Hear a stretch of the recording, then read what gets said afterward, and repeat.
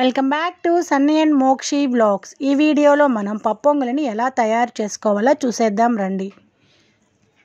ముందుగా కుక్కర్ని తీసుకొని 1 గ్లాస్ బియ్యం తీసుకోవాలి. దానికి ఈక్వల్ క్వాంటిటీలో పెసరపప్పుని తీసుకోవాలి. ఇలా రెండింటిని తీసుకొని బాగా కడుక్కొనేసి 2-3 సార్లు వాష్ చేసుకొని 2 గ్లాసులు పప్పు బియ్యం తీసుకున్నాం కదండి, అందుకనేసి మనం ఇక్కడ 4 గ్లాసుల వాటర్ని తీసుకుంటున్నాము. చూస్తున్నారు కదా, ఇలా 4 గ్లాసుల వాటర్ని తీసుకుంటున్నాను. ఇది పప్పొంగల్ అనేది చాలా టేస్టీగా ఉంటుందండి. నేను చేసే పద్ధతిలోనే ఒకసారి మీరు ట్రై చేసి చూడండి ఎంత టేస్టీగా ఉంటుందో. ఇలా 4 గ్లాసుల వాటర్ని తీసుకొని ఇక్కడ చూడండి నేను 1 స్పూన్ వేస్తున్నాను. ఎందుకంటే ఇక్కడ ఒక చిన్న టిప్ అండి, వాటర్ పైకి విజిల్ వచ్చినప్పుడు పొంగిపోకుండా ఉంటుందండి. ఈ టిప్పుని నేను మా చెల్లెల దగ్గర నేర్చుకున్నాను. మా చెల్లెలు చెప్పించింది నాకు. ఇలాగా 1 స్పూన్ వేసుకున్నామంటే విజిల్ వచ్చినప్పుడు వాటర్ అనేది పొంగకుండా ఉంటుందండి. ఈ టిప్ మీకు యూజ్ అయితే మీరు ఒకసారి ట్రై చేసి చూడండి. ఇలా స్టవ్ ఆన్ చేసుకొని కుక్కర్ని పెట్టుకొని 2 విజిల్ వచ్చిన తర్వాత పక్కన పెట్టుకునేసేయాలి. ఇప్పుడు మనం పొంగల్లో వేసుకోవాల్సిన తిరగమాతని పెట్టుకుందాము. ఫస్ట్ స్టవ్ ఆన్ చేసుకొని కడాయి పెట్టుకోవాలండి. ఇలా కడాయిని కొంచెం వేడెక్కనిచ్చి నేను ఇక్కడ 2 స్పూన్ నెయ్యి తీసుకుంటున్నాను. అలాగే 2 స్పూన్ ఆయిల్ వేసుకోండి. చూడండి, ఈ విధంగా 2 స్పూన్ నెయ్యి తీసుకున్నాను. 2 స్పూన్ ఆయిల్ వేసుకోండి. ఇక్కడ నేను ఆయిల్ వేసిన క్లిప్ అనేది మిస్ అయిపోయిందండి. ఇలా నెయ్యిని వేడెక్కనిచ్చిన తర్వాత కొంచెం ఒక 10 జీడిపప్పుల్ని తీసుకొని వేయించుకోవాలి. జీడిపప్పు అనేది తొందరగా వేగిపోతుందండి, అందుకనేసి కొంచెం ఇలా కలుపుతూ ఉండాలి. జీడిపప్పు వేగిన స్టేజ్లో అల్లాన్ని ఇక్కడ చిన్న ముక్క తీసుకొని దంచుకోవాలి. దంచుకొని మిరియాలని కూడా ఇలా దంచుకోవాలి. అలాగే జీలకర్ర, ఇంగువ, పచ్చిమిర్చి ఇలా అన్నింటినీ తీసుకొని జీడిపప్పు వేగింది కదండి, దాంట్లోకి ఇవన్నీ తీసుకొని వేసుకునేసేయాలి. చూడండి, ఈ విధంగా అన్నింటినీ వేసేసాను.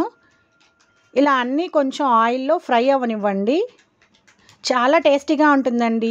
నేను చేసిన ఈ పద్ధతిలో మీరు ఒకసారి ఈ పప్పొంగల్ని చేసి మీ ఫ్యామిలీ మెంబర్స్కి చేసి పెట్టండి. ఎంత టేస్టీగా ఉందంటారో. మళ్ళీ మీరే ఇదే విధంగా చేస్తారు చూడండి. ఇప్పుడు కొంచెం కరివేపాకు వేసుకోండి. చూడండి, మొత్తం ఇలా మిక్స్ చేసుకోవాలి. ఇప్పుడు నేను ఒక 1/2 స్పూన్ అనేది సాల్ట్ వేసుకుంటున్నాను.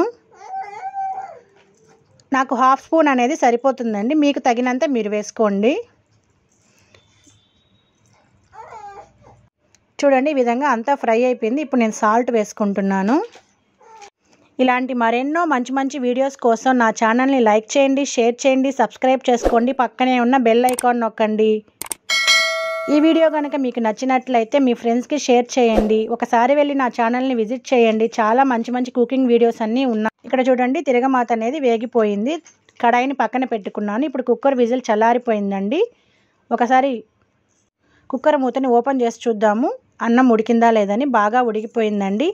ఈ స్టేజ్లో మీరు ఒకసారి చెక్ చేసుకోండి. నాకు ఇలా సరిపోతుంది. మీకు ఇంకా లేదు లిక్విడ్ ఫామ్లో కావాలి అనుకుంటే ఇంకొంచెం 1 గ్లాస్ వాటర్ పోసి కొంచెం అలా తిప్పుకోండి గరిటెతోటి, సరిపోతుంది. అదే ఆ వాటర్నంతా పీల్చుకునేస్తుంది.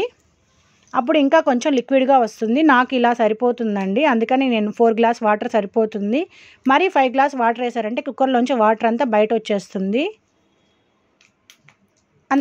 అందుకని ఈ స్టేజ్లో వేసి మొత్తం కలుపుకోండి. చూడండి, ఇక్కడ నేను పెట్టుకున్న తిరగమాతని పప్పొంగల్లో వేసి మిక్స్ చేస్తున్నాను. బాగా మిక్స్ చేసుకోండి. అంతేనండి, చాలా టేస్టీ అయిన పప్పొంగల్ అనేది రెడీ అయిపోతుంది. ఇక్కడ చూడండి, నేను కడాయిలో ఏదో నెయ్యి ఇంకా ఉందనేసి పప్పొంగల్ని తీసి మొత్తం వేసి రఫ్ చేస్తూ ఉన్నాను. మీరు ఇలాగే చేస్తారా అండి?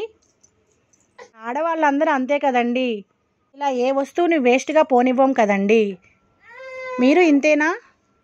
నాలాగే చేస్తారా? నేనైతే ఇంతేనండి, నెయ్యి అంతా వేస్ట్ అయిపోతుందని ఇలా ఒకసారి కడాయిలో పప్పొంగల్ని వేసి మొత్తం ఇలాగా కలుపుతాను. చూడండి, మొత్తం ఇలా కలిసేలా మొత్తం కలుపుకోండి. అయిపోయింది, అంతేనండి. చాలా టేస్టీ అయిన ఎంతో హెల్దీ అయిన పప్పొంగలి రెడీ అయిపోయింది. అంతే, ప్లేట్లోకి సర్వ్ చేసి మీ ఫ్యామిలీ మెంబర్స్కి పెట్టేసేయండి. నా ఛానల్ని లైక్ చేయండి.